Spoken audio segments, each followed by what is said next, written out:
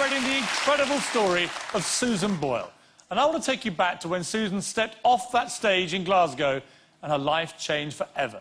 Susan sang, the world listened, and she became an overnight sensation. Second the audition went out on TV in England, it got picked up on the internet. It was the equivalent of an internet wildfire. I've never seen anything go like that in my life. Like bang.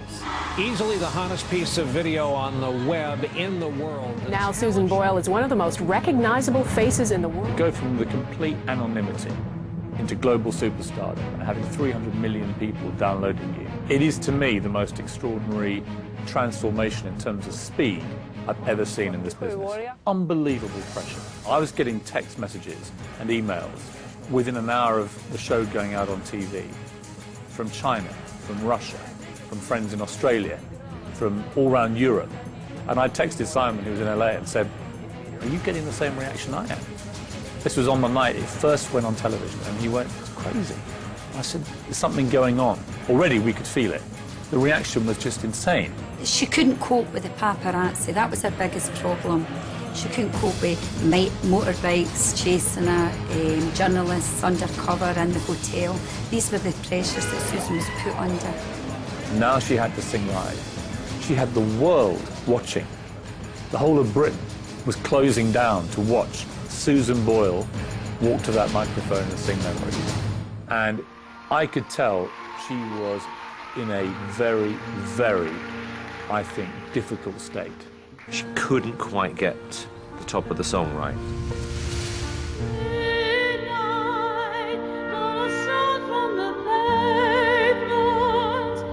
And for any singer, particularly somebody like her without any experienced live show, it throws you.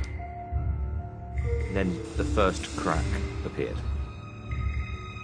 With no pressure, then having all this pressure on top of me, I found a bit suffocating, you know, as anyone would, because it was such a short space of time. It felt like a bit of a demolition ball, really. I was feeling very anxious during the final, but it got so bad it was actually, you know, sort of staring at the wall and stuff like that. I didn't want to know anybody, you know. I asked to see her before the final went out. I just cleared the dressing room and said, I want to talk to you, Susan. You don't have to do this. She said, Simon, I've lived on my own. I've dreamed all my life about being a singer. This is the one shot, and I want to do this. I said, you're the red-hot favourite, which for me means there's a chance you may not win. How are you going to deal with that? And she said, I still want to enter. Please welcome Susan Boyle. What had started off as a bit of fun for her had now become quite scary. And the weight of expectation, I think, was almost unbearable for her.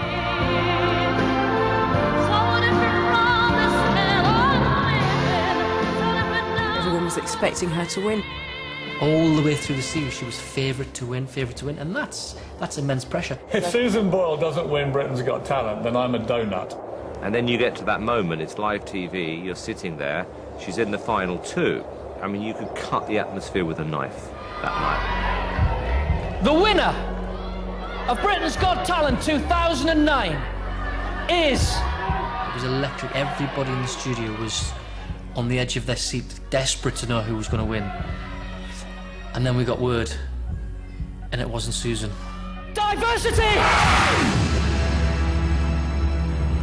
Normally, I look at the winners. This time, I'm looking over to my right. I saw a glimmer of fear then. No one's going to want me anymore. I don't remember much about it after the final. I look back on it now, it was tired. With the huge pressure she'd had, the lack of sleep, the lack of eating, this extremely pressurised week, it all got too much. The Scottish spinster who became a worldwide internet hit has failed to win the TV talent show that made her a star. The bookies were celebrating hot favourite Susan Boyle coming second in Britain's Got Talent. After all that pressure, after all of the attention, to not quite make it must have been very hard to take. This was the lowest point we'd ever reached, where suddenly you go, we have a responsibility here. And that's the point where you question yourself, the show, and have we ruined this person's life? I saw the picture of her in the car under the headliner, the saddest woman in the country and all this kind of stuff. And I really fell for her. I thought it was an awful, awful situation that you couldn't make her feel better. Everyone kept saying to her, don't worry. You know, Simon was saying, don't worry, it's going to be great. She wasn't having it. She knew that other contestants who had not won these shows just disappeared as fast as they came. I hadn't eaten properly for about a week. I hadn't slept properly for about a week. I was like looking everything through glass, you know? And the feelings was one of extreme exhaustion. Go over to Susan, whisper in her ear, we're still here. If you still want to make a record, I'm going to do this, and I give you my word. Just remember that.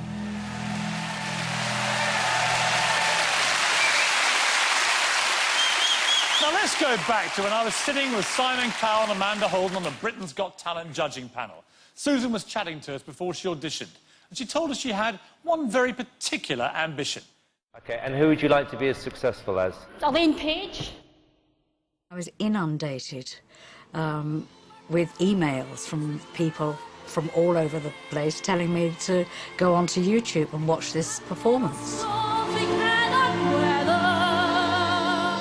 She came along at a time when the world was a bit weary and dispirited with the recession, and she sort of just lifted us all out of it for this moment in time. Together, for the very first time, please welcome Elaine Page and Susan Boyle.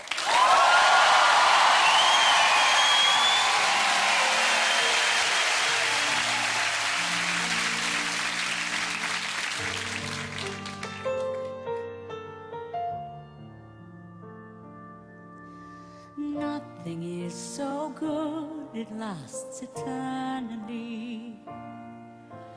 Perfect situations must go wrong, but this has never yet prevented me wanting far too much for far too long. Looking back, I could have played it differently. Want a few more moments, who can tell? But it took time to understand the man. Now at least I know him well. Wasn't it good? Oh, so good. Wasn't he fine? Oh, so fine. Isn't it madness? He can't be mine. But in the end, he needs a little bit more than me.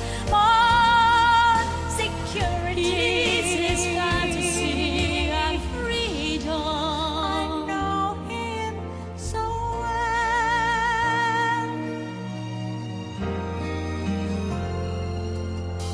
No one in your life is with you constantly. No one is completely on your side.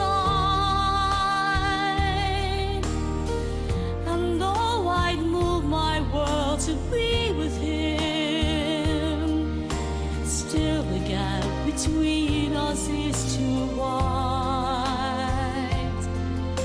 Looking back, I could have played it differently. On a few more moments, who can tell? Just a little kid. But I was ever so much younger then.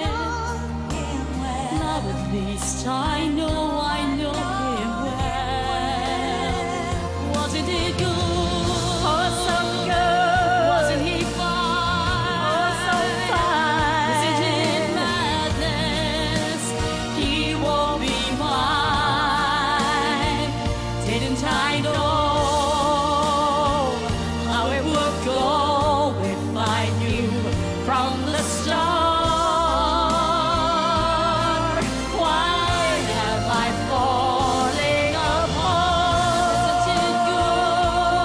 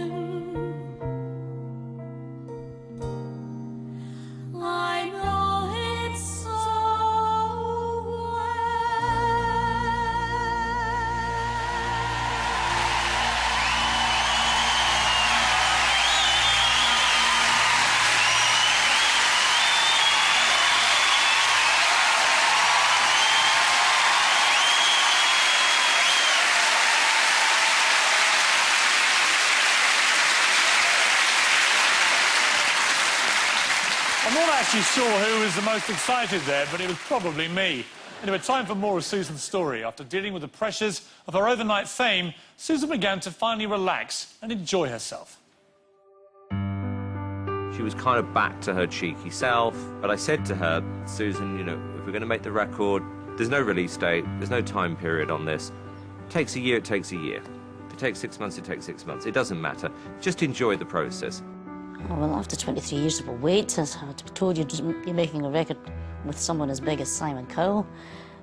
It's sort of breathtaking, really. Takes your breath away.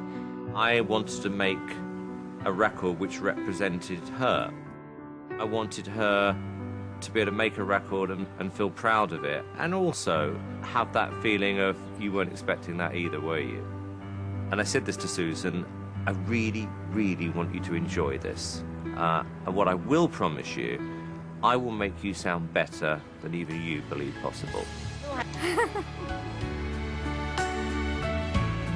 Now that the whole pressure of Britain's Got Talent is over and Susan now is singer in her own right, she's beginning to really enjoy it. She loves being at the studios, and that was maybe one of her happiest times when she was in the studios recording her album. Seems to me she's having a whale of a time, and I think the more she does it and the more she experiences it, the more she'll be able to deal with it better. She wants to go and sing as a living, but then come back and be normal with normal people. My mum's from Blackburn. My mum's quite happy sitting at home watching TV with a rich tea and a cup of tea. You understand? Susan's like that. Life's all about contentment. Was Susan Boyle right to dream a dream? Yes. Susan Boyle was good for all of us. I mean, she was certainly good for me, because I look at me in that first audition and I saw something which I didn't particularly like, which was incredibly judgmental. So I think Susan is going to help an awful lot of people who didn't have the confidence to do this.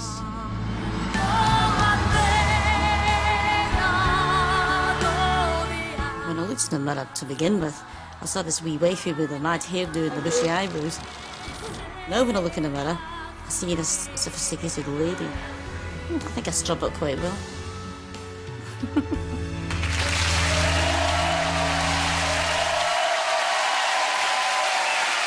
Coming up, Susan sings a classic that moved her to tears when she recorded it for her album.